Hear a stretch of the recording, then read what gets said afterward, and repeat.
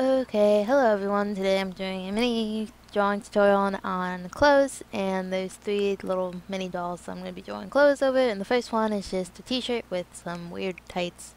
Okay, so basically with wrinkles, the way you apply them is where the cloth is going to be hugging more tightly to the skin, there's going to be a wrinkle. And where it's like loose, it's going to be more of, it might be a wavy line, but it's going to be straighter, like where her hips are, it's going to be straighter right there because it's more smooth over her body. But when, like underneath her chest, there's going to be wrinkles because it's going to be looser there, and there's going to be gathering of cloth. So when I do wrinkles, I try to do as small the smallest amount as possible, because when you add too many, it just ends up looking kind of messy and overall not very good. And they're kind of hard to explain, like where to put them.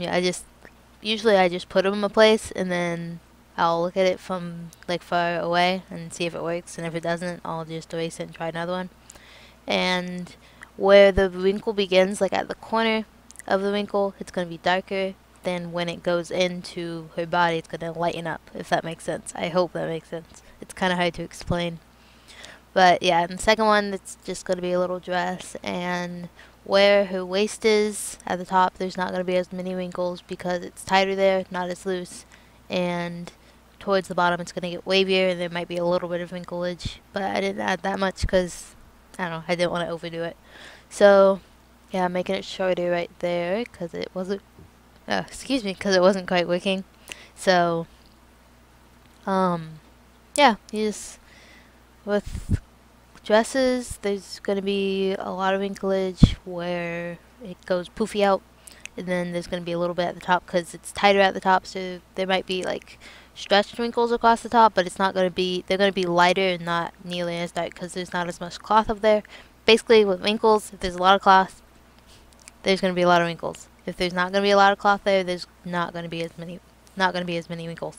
And then for this one, I'm just doing a kind of sportsy outfit with a small sports bra, I guess, and pants. And with her pants at the bottom, you'll see that the curve goes up in a frowny face instead of a smiley face, because it's something to do with perspective, and it would be a smiley face if you were looking down on her, and like all the curved lines would go in a smiley face direction. But since we're kind of looking up at her, it's going to be more of a frowny, and especially since her pants are a little bit like folded.